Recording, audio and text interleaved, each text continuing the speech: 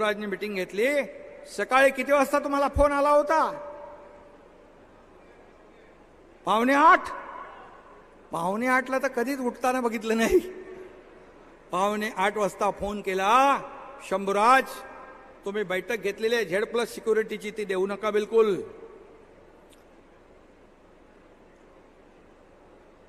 मला यांनी फोन केला, तुमची नको मला.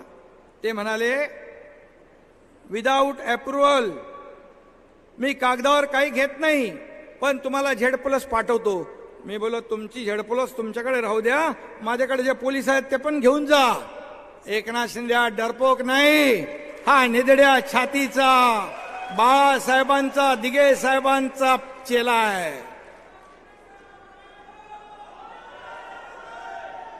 काय तुमच्या मनामध्ये होतं की नक्षलांनी एकनाथ शिंदेची हत्या करावी, त्याचा खून करावा, काट्याने काटा निघावा, असं होतं का? अशी शंका मी सांगतो, कारण मी तुमचा अडथळा नव्हतो. तुम्ही मला अडथळा का समजत होते? कुणासाठी, कशासाठी मला तुम्ही सांगितलं असतं. मी अगदी भोळा बावडा मन मोकळेपणाचा माणूस आहे. मला तुम्ही सांगितलं असतं हे असं करायचं आहे, याला पुढं करायचं आहे, याला पुढे न्यायचं आहे, तर मी अगदी मन मोकळेपणाने सगळं सोडलं असतं. मी कधीही कुठलाही पद, कुठली सत्ता, कुठलंही मंत्रीपद, मुख्यमंत्रीपद माझ्या आयुष्यामध्ये कधी मागितलं नाही. मी मागितलं नाही. छल कपट समोरून करायचे. अनेक वेळा मला वर्षावरून खाली मी आल्यानंतर बैठक चालू आहे, बैठक चालू आहे, 7-8 वेळा असं झालं. मी पण स्वाभिमानी आहे. अर्धा तास थांबायचो, नंतर मी जायचो, नंतर मी माहिती घ्यायचो. कुणाची बैठक? ते 2-3 लोक बसलेत गप्पा मारत, मोबाईलमध्ये खेळत. ही बैठक म्हणजे तुम्ही जाणीवपूर्वक माझा छळ करत होता. माझ्या डिपार्टमेंटमध्ये हस्तक्षेप होता, आपल्या सगळ्यांना माहीत आहे. मग सिडको असेल, MMRD असेल, सगळ्या असेल. तुम्हाला मी अनेक वेळा बोललो, माझ्या अधिकाऱ्यांना बोलवून घ्यायचे. मी तिकडे गेलो की त्या अधिकाऱ्याला खुणवायचे. जा. तो अधिकारी काय करायचा? तिथून निघायचा आणि माझ्या बंगल्यावर नंदनवनला थांबायचं जाऊन. मला क्यों आया? बोले मुझे बोला मंत्री जी आए हैं, अभी आप जाओ, बाद में बुलाएंगे. कशाला? अरे मी 2-3 वेळा 4 वेळा बघितल्यानंतर स्वतः सांगितलं, तुम्हाला काय पाहिजे ते मला सांगा. एकनाथ शिंदेला अजून तुम्ही ओळखलं नाही का एवढे वर्ष? तुम्हाला जे पाहिजे ते देईन. मी देणारा आहे, घेणारा नाही. कशासाठी अशा प्रकारची घाणेरडी? आणि त्या काळामध्ये माझ्या घरावर आंदोलन करणार, हल्ला करणार म्हणून बैठक झाली. बैठकीमध्ये इथे बसलेले काही लोक असू शकतात. कोण जाणार? पुढं कोण जाणार? आणि माझ्याकडे येणं काय हेरा गावाळ्याचं काम नाही. माझ्याकडे मधमाशांचं पोळ आहे. मधमाशांचं पोळ कार्यकर्त्याचं मोळ आहे.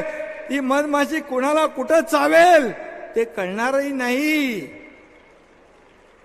त्याला हिंमत लागते.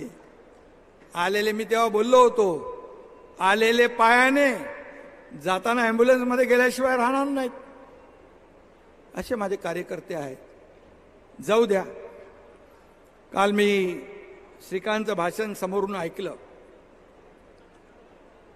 तेव्हा मला कळलं की एक बाप म्हणून, माझ्या आईवडिलांचा मुलगा म्हणून, एक नवरा म्हणून मी अपयशी ठरलो. ही खंत आतापर्यंत मला वाटत नव्हती, कारण मला काल श्रीकांतनी माझे डोळे उघडले. कारण त्याला जे आलेले अनुभव, तो शाळेत कुठे जातो, तिथून तो मेडिकलमध्ये कधी गेला, MBBS कधी झाला. एकदा मी तो बोलायला पाहिजे होतं त्यांनी. एकदा मी गेलो होतो त्याच्या DY पाटीलमध्ये. MBBS झाला, MS चं पहिलं वर्ष पूर्ण केलं. नंतर त्याला निवडून येण्यासाठी कल्याण डोंबिवली मतदारसंघामध्ये सुशिक्षित तरुण चेहरा पाहिजे म्हणून त्याला उभा केला. त्याच्यानंतर त्यांनी फायनल इयर MS त्यांनी त्याच्यानंतर केला. खासदार अगोदर झाला, नंतर ऑर्थोपेडिक सर्जन, शेवटचं वर्ष त्यांनी पूर्ण केलं. खरं आहे, त्याला कोणीतरी विचारलं, तुझ्या वडिलांच्या बरोबर, परिवाराच्या बरोबर इतक्या वर्षामधले काही आठवणी सांग. काय सांगणार तो आठवणी? काय सांगणार? कारण मी जेव्हा जायचो तेव्हा माझे आई वडील, मुलगा हे सगळे झोपलेले असायचे. ते सकाळी शाळेत जायचो तेव्हा मी झोपलेला असायचो. पिता पुत्राची, माझ्या वडिलांची, आईची भेट 15-15 दिवस, एक महिना होत नव्हती. आणि त्यांनी कालच्या भाषणामुळे तो बोलून गेला, तो वस्तुस्थिती बोलून गेला, त्याच्या मनातलं बोलून गेला. आतापर्यंत कधी त्यांनी मला सांगितलं नव्हतं, परंतु त्यांनी देखील तुम्हाला एक परिवार समजला असेल म्हणून त्या परिवाराच्या समोर त्यांनी खंत व्यक्त केली. पण माझ्या बापाचा मला अभिमान आहे असंही म्हणाला तो, त्याचाही मला अभिमान आहे.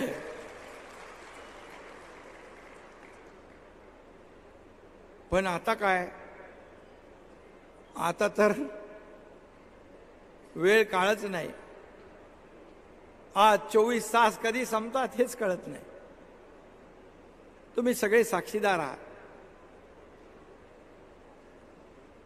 आता अख्खं महाराष्ट्र, अख्खी शिवसेना, आपले बांधव भगिनी, सगळाच माझा परिवार आहे. त्यामुळे महाराष्ट्र आपला परिवार आहे. माझं कुटुंब, माझा परिवार इतक्यापुरतं मर्यादित आपण नाही. मला कळतं की आज जी आपुलकी, जे प्रेम जनतेमध्ये मला पाहायला मिळतं, त्यामुळे मी किती थकलेला असलो तेव्हा लोक जेव्हा मला मिळतात, पुन्हा मी चार्ज होऊन जातो, पुन्हा मला ऊर्जा मिळते, टॉनिक मिळते. म्हणून मला लोक विचारतात, तुमच्या कामाचं रहस्य काय? माझ्या कामाचं रहस्य गर्दी, हेच माझं टॉनिक आहे. माझे कार्यकर्ते, हेच माझं टॉनिक आहे. सगळ्यांना या गर्दीमध्ये इच्छा असून देखील भेटता येत नाही, परंतु मी भेटण्याचा प्रयत्न करत असतो. पोलिसांनाही मी सांगतो, अरे परिवार आहे माझा, तुम्ही सांभाळून घ्या. ते त्यांच्या सुरक्षेचं काम करत असतात. हे कवचकुंडल आहे, याच्यातून मला काही धोका